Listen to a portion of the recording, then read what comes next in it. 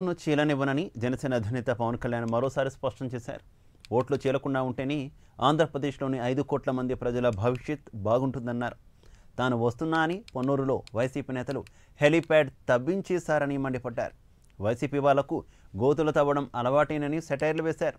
కూటమి అధికారంలోకి రాగానే కల్తీ మందును అరికడతామన్నారు పవన్.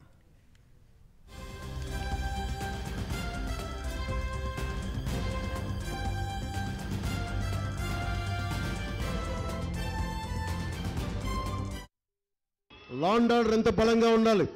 ఈరోజు కూర్చోబెట్టి ఈరోజు హెలిప్యాడ్ నా కోసం తవ్వేశారు. వాళ్ళ గోతులు తవ్వడం అలవాటే కదా వాళ్ళకి.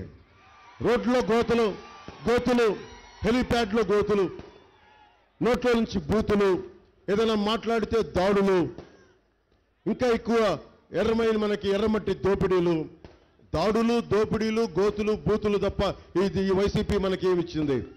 నేను చూస్తా ఉన్నాను. కనీసం పెద్ద పెద్ద ప్రాజెక్టులు అవసరం లేదు. కనీసం పూడికలు కూడా తీయలేని పరిస్థితి. ఇది ఒక్క మన పొన్నూరుకే కాదు, అన్ని జిల్లాల్లో అన్ని నియోజకవర్గాల్లో ఇదే సమస్య. ఈ కూర్చున్న అంబటి రాంబాబు గారు, అంబటి రాయుడు గారు క్షమించాలి, మీ ఇంటి పేరు వస్తూ ఉంది, నన్ను క్షమించాలి. అంబటి ఇంటి పేరుని మీరు ఉన్నతంగా చార్మినార్, కుతుబ్ మినార్ అంత ఎత్తుకు తీసుకెళ్ళాలి. మీరు డబుల్ సెంచరీతోటి అంబటి అనే పేరుని దేశమంతా తీసుకెళ్తే వీళ్ళు ఇంకొక రకంగా తీసుకెళ్తా ఉన్నారు.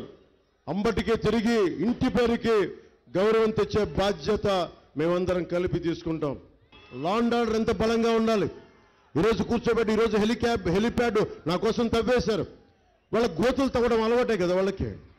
రోడ్లో గోతులు హెలిప్యాడ్లో గోతులు, నోట్లో నుంచి బూతులు, ఏదైనా మాట్లాడితే దాడులు, ఇంకా ఎక్కువ మనకి ఎర్రమట్టి దోపిడీలు, దాడులు, దోపిడీలు, గోతులు, బూతులు తప్ప ఈ వైసీపీ మనకి ఏమిచ్చింది?